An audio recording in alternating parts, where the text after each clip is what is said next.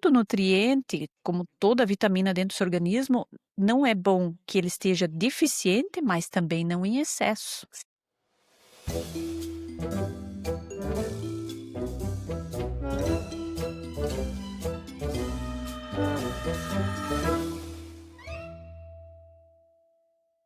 Ei, Andreia, tudo bem? Tudo bem? Como é que tá aí em Macaé, amiga? Tudo bem, tudo Tudo certo. E certinho? aí? Aqui tá frio. É, Aqui em Curitiba, a nossa terrinha sabe ser fria. é, né? Sim, Olha só, vamos dar sequência aqui à nossa conversa, ao nosso bate-papo. ok. E, e eu aqui queria trazer umas perguntas para você hoje, pode ser? Claro, vamos Como a lá. gente combinou de falar um pouquinho sobre nutrição, sobre dicas e você poder compartilhar um pouquinho do seu conhecimento. Bom, Tá, pode falar. então vamos lá. Bom, eu queria que você falasse um pouquinho sobre a questão do pão, também um pouco do glúten, mas teve um dia que a gente estava conversando, aí você falou comigo sobre a questão do pão de forma, que muitas vezes você prefere orientar o paciente a consumir, um pão de fermentação natural e não um pão de forma. E eu acho que cabe, trazer um pouco isso aqui para o conhecimento das pessoas, né, porque eu acho que nos falta esse tipo de informação. Então, eu já imaginei, daí trouxe aqui, ó. É porque a gente. Opa, não deixa eu mostrar a marca. A ideia aqui, ó. Até acabei comprando um pão ontem de esses pães industrializados que a gente tem bastante, né? Nos Uhum. supermercados e tal, para a gente conversar um pouquinho, trazer a prática, né? Sim. Então, olha só, tô aqui com um pão industrializado, né, e a gente vai Uhum. conversar um pouquinho sobre a diferença do que é um pão, eh, feito sem fermentação, né, e o que isso traz para o nosso sistema digestivo, e a diferença desse pão para um pão de fermentação longa, e o que acontece, tá, no nosso sistema digestivo. Então, eu vou dar uma lida só nos ingredientes rápido aqui, ó. Primeiro ingrediente que a gente tem aqui, farinha de trigo integral. Então, a proposta desse pão aqui, né, quando você olha assim, uau, ele tem aqui, vou mostrar a marca aqui, zero adição de açúcares, zero Uhum. colesterol e zero gorduras. Uau, né? Uma baita proposta. Vamos ver Sim. se é tudo isso para o nosso sistema digestivo. Então, olha só, aqui tem, primeiro ingrediente, farinha de trigo integral, ok. Segundo ingrediente, adição de glúten, à parte. Além do que já tem na farinha de trigo, eles adicionam glúten. Para quê? Para aumentar o crescimento desse pão, deixar ele mais macio. Então, ele participa da rede, né? Dessa rede que faz o pão crescer, o Hum. glúten. E aí a Essa não indústria, algo assim, né. para potencializar, adiciona mais, né? E aí um ponto para a gente já conversar. Aí os outros ingredientes que vêm em sequência aqui, conservadores, propionato de cálcio e ácido sórbico. E aí a gente tem emulsificantes, e aí ela coloca aqui monoleato de sorbitana, esteatoril lactato de sódio, né? E aí tem o polissorbato 80 aqui também. E um melhorador de farinha de ácido ascórbico. Então, o que acontece hoje? Quando a gente trabalha quando a gente ingere esse tipo de pão, né, o que a gente está trazendo para dentro do nosso sistema digestivo? Então, Uhum. além do glúten que já está presente nessa farinha de trigo, que é uma proteína de mais difícil digestibilidade, né, o glúten ele é uma proteína difícil de ser quebrada pelo nosso sistema digestivo, a indústria ainda adiciona, né, esse glúten à parte.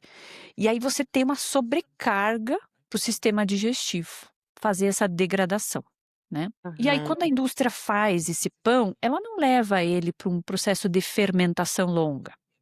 Pelo contrário, uma fermentação curta, ela utiliza uma fermentação de 2 horas no máximo, usa um um um um ingrediente para ajudar nessa fermentação, né, mas é lento. E aí você tem pouca, quebra dessa proteína, ou seja, ela chega grande para o sistema digestivo né, fazer uma quebra dessa proteína.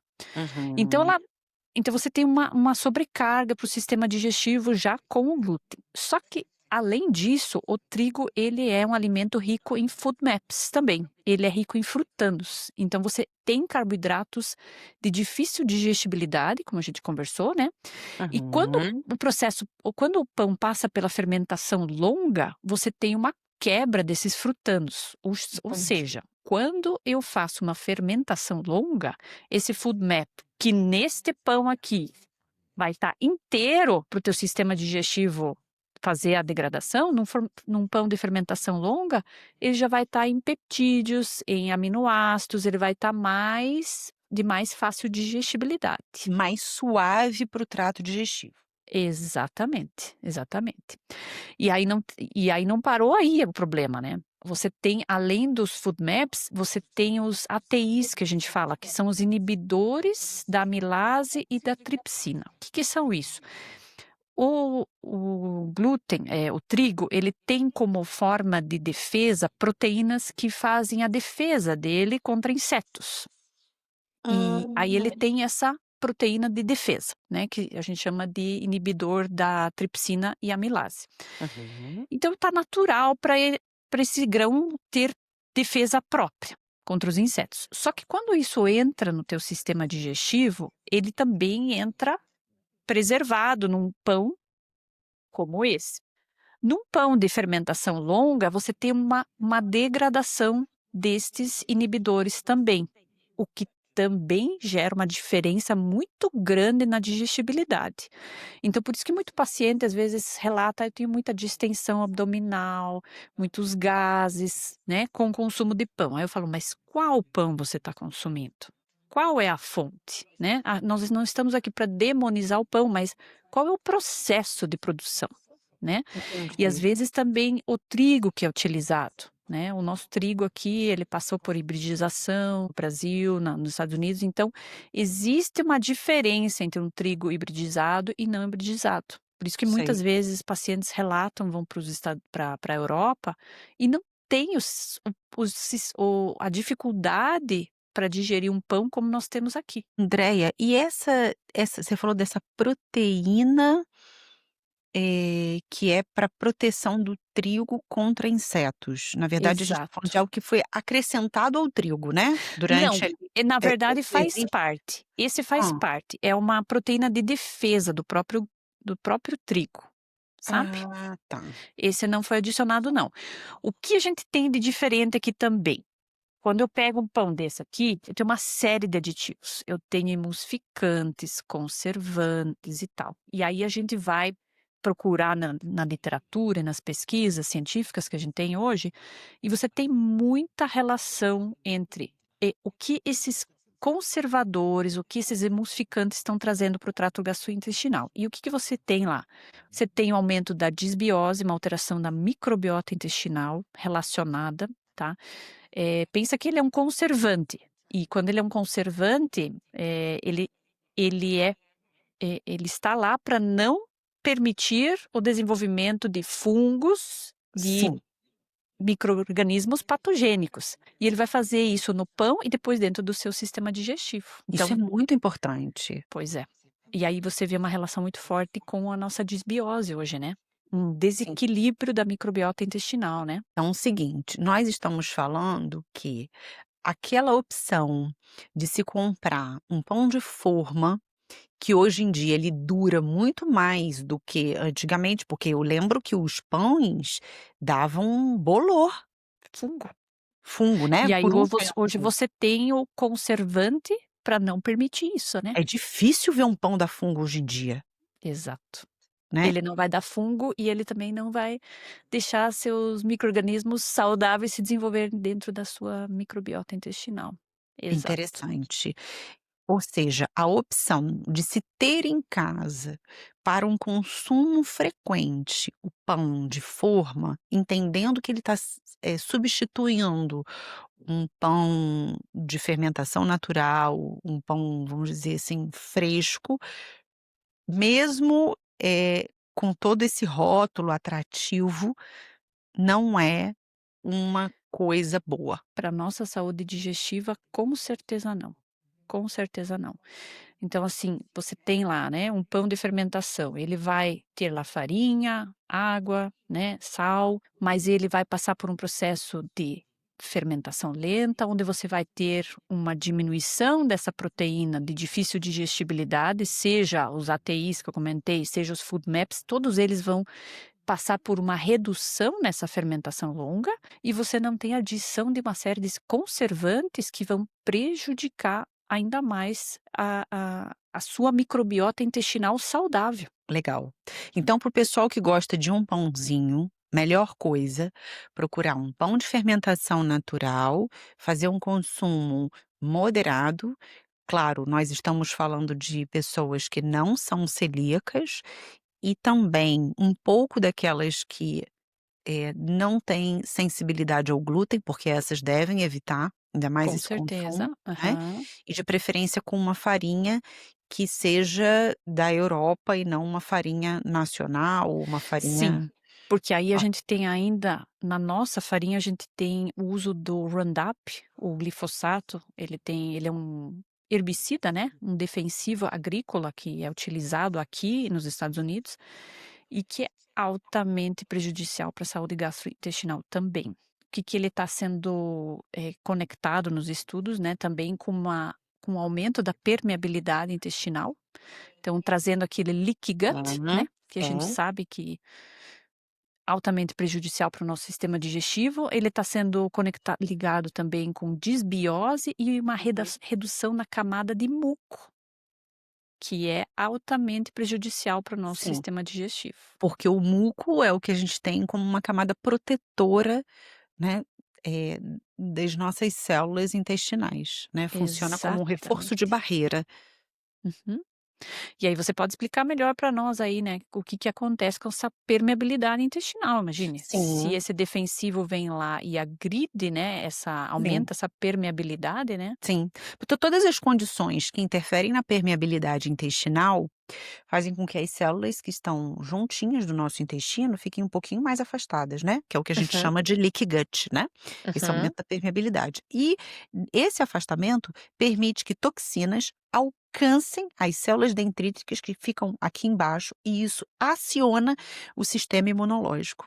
Ou Uhum, seja, a gente tem, através do consumo de certos alimentos, um gatilho para o desenvolvimento, para o start de doenças autoimunes, maior resposta alérgena do nosso corpo contra micro-organismos, contra substâncias, então são assim, por isso que a gente tem visto aí um aumento das alergias, né, uhum. das alergias alimentares, das alergias de contato, das alergias respiratórias, então tudo começa ali na questão da permeabilidade intestinal e na vulnerabilidade que essa condição traz ao nosso sistema imunológico. Muito legal, Andréia, muito Exato. Então, interessante. assim, bem interessante trazer essa questão, né, dos quando a pessoa percebe gases, dor, distensão, né, piora desses sintomas com o consumo, né, desse alimento que parece tão inofensivo, prestar atenção, né, reavaliar, ver se não existe um Sim, pão de fermentação na sim. sociedade. Hoje cresce muito esse movimento, muitas pessoas fazendo pão de fermentação em casa, se Aham. encontra nas padarias, você encontra em vários locais hoje, né. Sim. Ah, e tem aquela dica que você me deu também, de ter o pãozinho e congelar, fala sobre isso. Bom, eu sempre sugiro para os pacientes comprarem o pão de fermentação natural e aí, mandarem fatiar, né, vai na padaria, eles fatiam, hoje eles têm aquelas máquinas, e aí congela, né, você congela essas fatias, e aí todo dia de manhã você pode tirar lá uma fatia, colocar numa air fryer, uma torradeira, uma Molha, chapinha, né. né, que você falou, molha. É, se você molhar ele um pouquinho, ele fica parecendo fresco, assim, então passa rapidamente uma aguinha, dá uma, né, uma respingada de uma aguinha sobre ele, ele fica bem gostoso. Ótimo. Dicas muito boas, Andréia. Legal. Bom, ainda aqui, sobre perguntas. No consultório, muitos pacientes falam assim: "Ah, eu desenvolvi uma intolerância à lactose, eu tenho uma intolerância à lactose". É lógico que nós temos meios de fazer esse diagnóstico, especialmente Uhum. através de teste respiratório, que é bem fácil. Mas a gente sempre conversa sobre o leite do passado e o leite do presente. E Uhum. eu acho que seria muito legal você poder compartilhar, o seu conhecimento sobre essa diferença do leite do passado e do leite do presente. Legal. Olha só, antigamente a maioria das pessoas tinha lá acesso a uma fazenda, né, consumiam leite, pasteurizado no máximo, né, ele passava por um processo térmico ali, mas era um processo com menor, tempo e temperatura. Com a evolução do mundo moderno, né, a indústria teve que atender a demanda, as mulheres foram ao mercado de trabalho, né, querendo praticidade, o que que aconteceu? A indústria desenvolveu técnicas, né, pra trazer essa vida de prateleira que a gente diz. O que que é vida de prateleira? É aquela caixinha de leite que você leva para casa hoje e ela fica lá 6 meses a 1 ano dentro da sua despensa. Uhum. Mas para ela fazer isso, trazer esse conforto, o que que ela trouxe, né, ela usa o que a gente chama de binômio tempo-temperatura para gerar essa esterilização.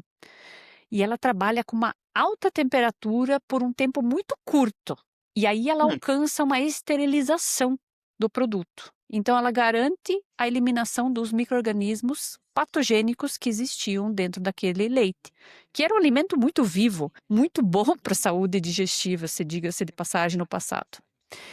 E aí, hoje, o que que acontece? Você garante essa vida de prateleira, mas você traz uma perda enzimática, nutricional, inclusive, nesse tratamento térmico.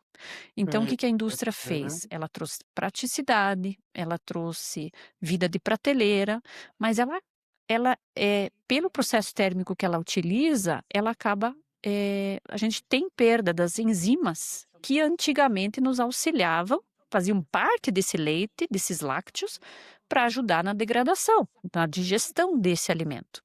E hoje a gente não tem mais.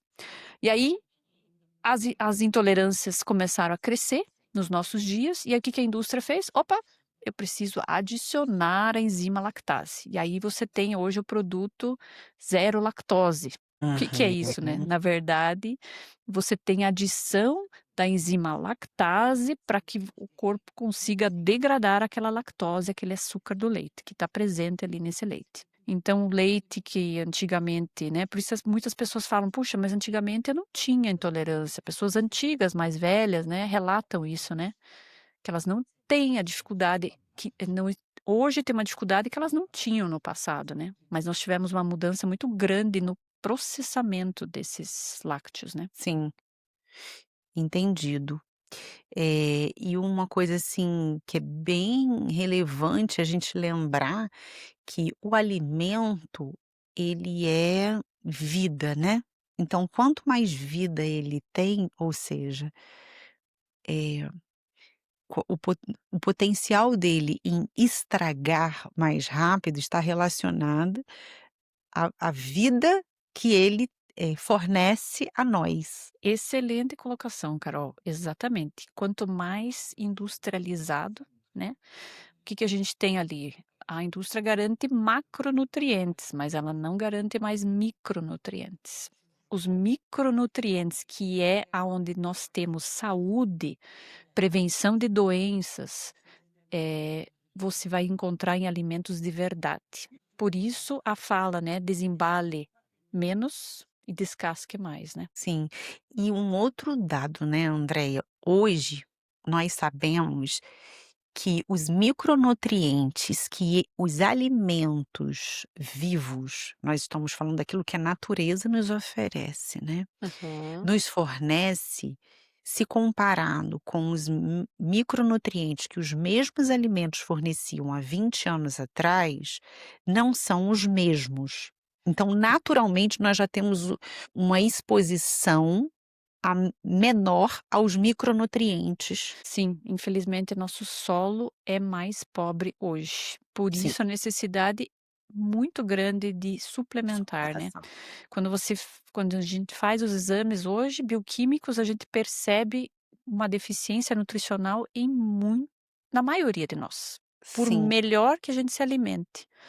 Então, isso não é para desincentivar uma alimentação saudável, mas é para prestar atenção que, assim, muito das nossas doenças hoje, câncer, uma série de doenças crônicas não transmissíveis que a gente diz, né, Aham. elas vêm de uma deficiência nutricional de anos. Sim.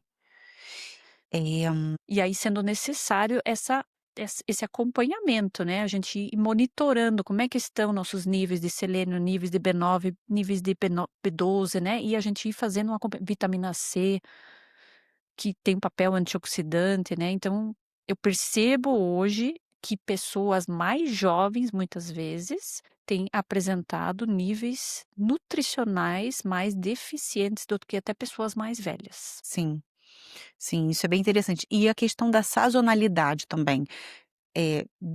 Antes a gente respeitava mais essa questão das frutas da estação, não é? Sim. E como isso é importante, né, porque a fruta da estação, ela tem um porquê de estar ali, né, naquela estação, né. Ela traz riquezas nutricionais necessárias para o inverno, para o verão, né, então a gente precisa prestar atenção, né, nessa sazonalidade, né. Sim. Assim, da mesma maneira que nós temos frutas fora de estação e isso tem um lado positivo, certo? Tem. Uhum. Isso também tem o outro lado, de modo que a gente não consegue ter em garantido naquelas frutas fora de estação, tanto pelo solo quanto pelo tempo de aonde ela foi ali cultivada e Cultivada. tal, né, Uhum. a mesma oferta de micronutrientes do passado. Exatamente, exatamente. Interessante, isso, eu acho que é muito importante a gente deixar aqui em registro, porque inevitavelmente, pessoas podem se questionar assim: "Ah, mas eu não suplementei", por exemplo, você quando era criança, no Uhum. caso a mim, né, ou a nossa geração, e por que nos dias de hoje a gente precisa suplementar as crianças? É, e tem outro ponto que eu acho que vale a gente colocar aqui. Não é só o que a gente consome, mas é muito mais o que a gente absorve. E Hum. aí, nós Hum. voltamos para a nossa saúde gastrointestinal, que nos nossos dias está muito mais comprometida. Por quê? Sim. Porque existe uma alimentação muito mais, industrializada na nossa juventude, nossos jovens, crianças, né, por isso esse acompanhamento sendo ultra necessário, né. Uhum. O que prejudica o nosso sistema digestivo, que acaba ficando mais, deficiente para absorver, não é? Sim, sim, é Porque a gente verdade. precisa de um sistema digestivo, saudável para que haja Adequado, absorção né. nutricional, né. É, tanto que aquela máxima assim, nós não somos só o que a gente come, a gente nós somos o que nós comemos, o que nós absorvemos e conseguimos metabolizar, né. Exato, exato. Por isso essa Tem grande diferença nos nossos dias, né, dessa necessidade de acompanhar, de fazer suplementação, sim. personalizada, né. Eu percebo várias vezes, muitos pacientes usando, suplementos aqueles multivitamínicos, né. E Uhum. aí você vê hoje, assim, doses muito altas de alguns, minerais, por exemplo, cobre, já vi, assim, doses muito altas e, assim, como todo nutriente, como toda vitamina dentro do seu organismo, não é bom que ele esteja deficiente, mas também não em excesso. E Sim, a gente sim, tem, link, né, por exemplo, com cobre, que eu tenho visto nos multivitamínicos, o excesso de cobre, ele pode desencadear câncer de mama. E é. ninguém sabe disso. E a gente vê um uso muito indiscriminado desses vitamínicos, sabe, que são muito ricos em cobre.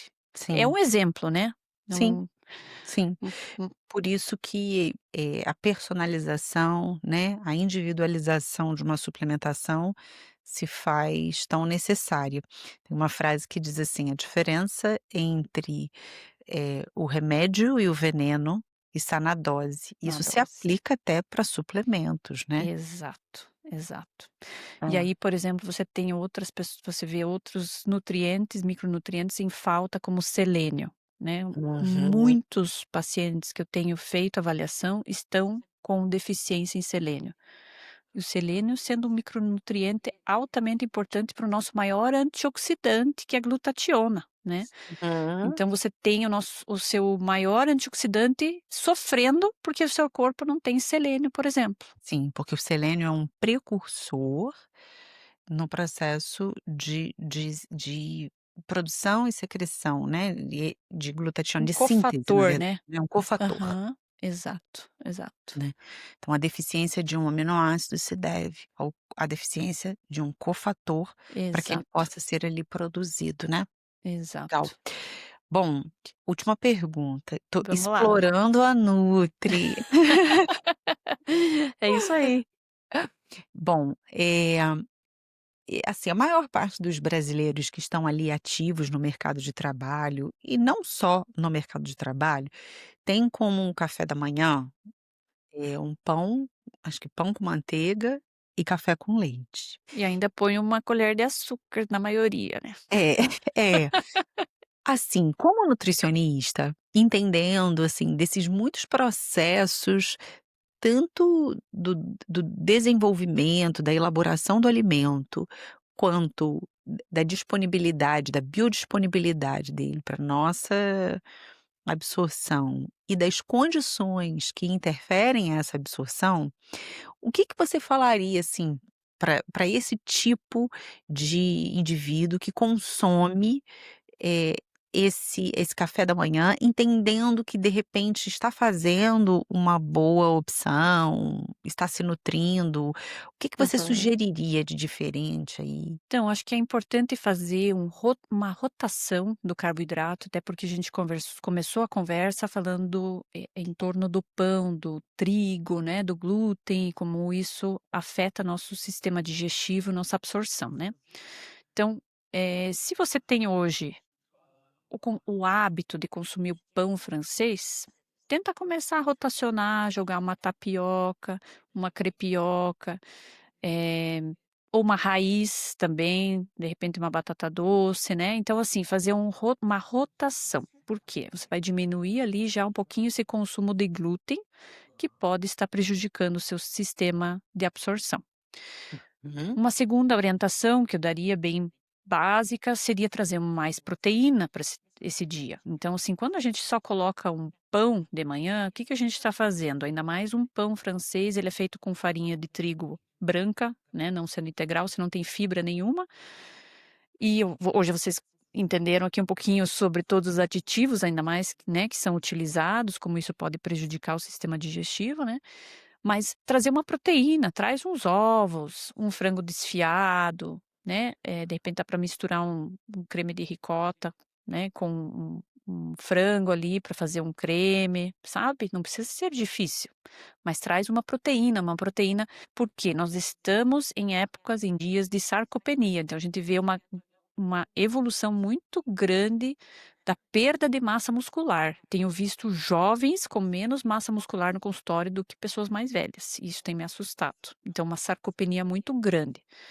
Então, para trazer essa massa para auxiliar a evitar essa perda de massa muscular, né, é importante ter esse consumo proteico e também para trazer saciedade. Além disso, a proteína ela tem papel imunológico, né? Todo o teu sistema imunológico ele precisa de consumo de proteínas. Então, assim, trazer essa diversidade, né? Sair só do carboidrato, né? E pão, né, você vai ter carboidrato ali, mais o açúcar no café, então você tem uma carga glicêmica muito elevada, e se você já sai exigindo uma secreção de insulina muito grande do pâncreas no início do dia.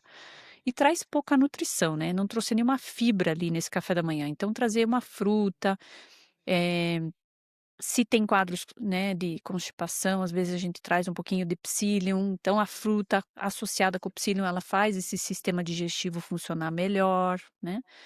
Não precisa ser complexo, mas traz de repente um mamão um dia, traz um melão outro dia, traz uma frutinha, né, Hum, vai trazer uma melhora e tenta reduzir ao máximo esse açúcar, né. sim. Esse açúcar, no café de manhã, assim, a gente tem visto ele relacionado com altos índices de pré-diabetes e diabetes nos nossos dias. Então é dar aquele pico de glicemia já cedo dentro do seu organismo, teu pâncreas tem que produzir muita insulina já para tirar aquele açúcar da corrente sanguínea. Então se você traz um pouquinho de proteína, um pouquinho de fibra, você já faz um impacto glicêmico bem diferente na sua corrente sanguínea. Legal. Andreia, você falando sobre o açúcar, a gente tem uma conversa sobre a questão do açúcar no líquido, né, das Uhum, bebidas adocicadas. uhum. Explica também um pouquinho como que isso funciona, qual que é a diferença da gente comer um alimento doce quando você bebe um alimento doce? Então vou tentar exemplificar aqui, tá, Carol? Porque assim, quando você toma algo líquido, doce, por isso que a gente diz, né, do perigo do suco, essas coisas. Então, assim, uma fruta vai ter um impacto muito diferente do que um suco, né? E Uhum. aqui o café adoçado, eu percebo assim que o brasileiro tem um hábito muito grande de tomar café adoçado e Sim, não é pouco adoçado, né? Então o que que a gente tem? Quando você toma o líquido adoçado, o líquido entra e provoca um pico glicêmico muito grande na corrente sanguínea. Então isso exige muito do pâncreas, né, tem uma alta secreção de insulina que precisa ser produzida pelo pâncreas, para ele ir lá retirar esse açúcar da corrente sanguínea e jogar para dentro da célula. Mas aí, você não se cansou daquele açúcar e você foi lá e tomou mais um cafezinho. E você exige mais uma vez uma alta secreção.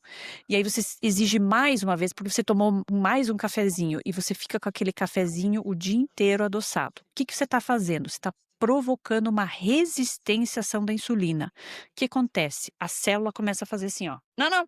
De novo? De novo? sim. E Não, ele começa a ficar resistente. E o sim. que que ele faz? Ele deixa aquele açúcar ficar na corrente sanguínea. E aí você começa a perceber esse crescimento da hemoglobina glicada, que a gente diz, ou da glicemia, Aumenta, né, né. É. no exame de sangue.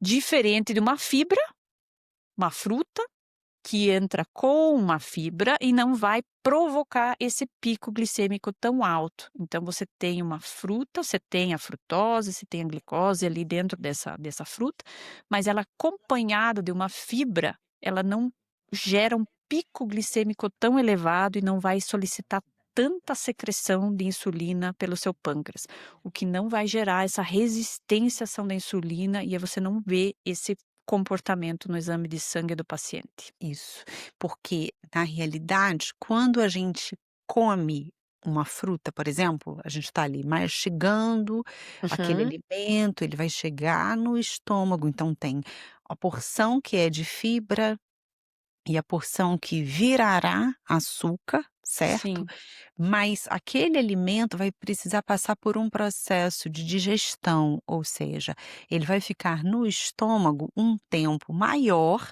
do que o uhum, líquido bebido. O líquido bebido, uma vez que chega no estômago, a gente pode contar a partir de 30 minutos, ele já está sendo jogado, lançado no duodeno, no intestino. Então, uhum, ele chega em concentração e rapidamente no intestino. E aí uhum, ele é absorvido mais intensamente, num tempo mais curto, aí a glicemia aumenta mais rápido, né. uhum. Agora quando a gente come uma fruta, no processo de digestão, o estômago vai lançando, vai jogando aos poucos aquela fruta com fibra e a fibra forma uma espécie de um atapetamento no intestino, aonde a glicose vai sendo absorvida de uma maneira mais lenta do que o suco, por Que exemplo. interessante. Boa, bom esclarecimento, não tinha essa É, compreensão, Carol. o processo de digestão de um alimento sólido é diferente de um alimento líquido, né. Tanto é que, por Uhum. exemplo, se a gente tivesse que escolher entre tomar um milkshake e tomar um sorvete, é melhor tomar um sorvete do que um milkshake. Aham. Né, porque o milkshake, ele vai chegar como uma bomba calórica, cheia de açúcar no intestino, mais rápido do que o sorvete. Uhum. Lógico que a gente está trazendo aqui um exemplo, assim, né, Sim. eh, o ideal é sempre a gente reduzir. Uma coisa que eu acho muito interessante também a gente comentar, que é o seguinte, Andréia, na verdade eu compartilhar, não é nem comentar. Quando, antes, né, de eu ter esse conhecimento, quando eu fazia, assim, algumas viagens, aí estava hospedada num hotel, e a gente tem sempre uma programação quando você está viajando, né. Uhum, E aí eu uhum. passava pelo café da manhã do hotel. Depois que eu terminava o café da manhã, eu sempre ficava desanimada para a programação. Queria ir para o quarto, ai, dar mais uma cochilada, dormir mais um pouco, mesmo tendo dormido bem. Uhum. Por quê? Porque no café da manhã do hotel, geralmente a gente tem uma disponibilidade de alimentos que a gente não tem em Que não casa. está acostumado, né. Não é? Aí aparece aqueles pães doces, mais carboidrato. Então, quando a gente consome esses alimentos que viram açúcar rápido ou que já são ricos em açúcar, nossa glicemia sobe e atrás da glicose acontece o quê? Sobe a insulina.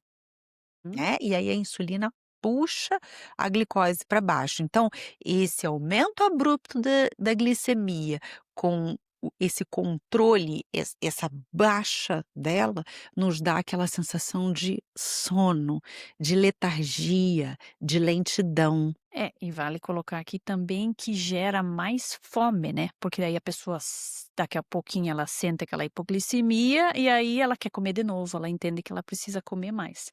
Diferente de uma proteína, de uma fibra que vai gerar uma estabilidade, né, não vai deixar a Exato, pessoa ter essas compulsões, essa fome constante, né.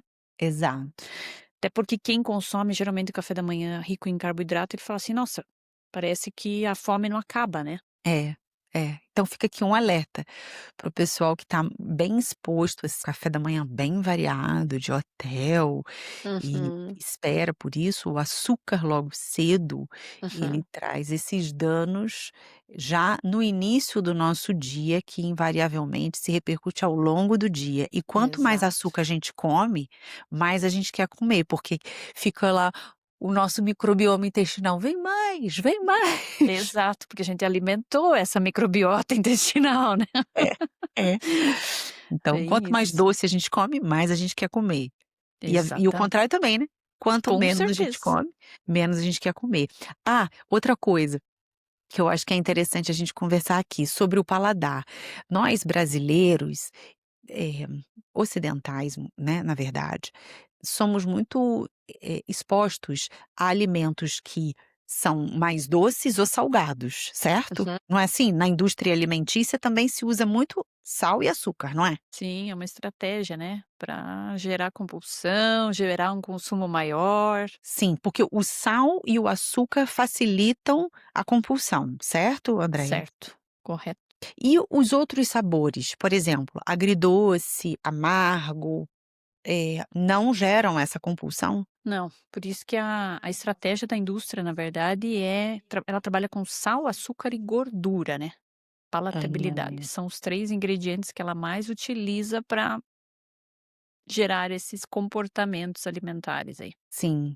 E aí isso é interessante porque gera um alerta na nossa no nosso raciocínio. Se tudo que eu como ou é salgado ou doce, eu estou precisando introduzir novos sabores. Sim, e você vê hoje a gente usa poucas ervas finas muitas vezes, né, você tem que estimular, que nem eu gosto de estimular os pacientes a comprar ervas finas, ir na feira, mesmo os desidratados, sabe, você tem como Uhum. temperar e essas ervas finas, elas são altamente importantes para nossa microbiota intestinal também, né.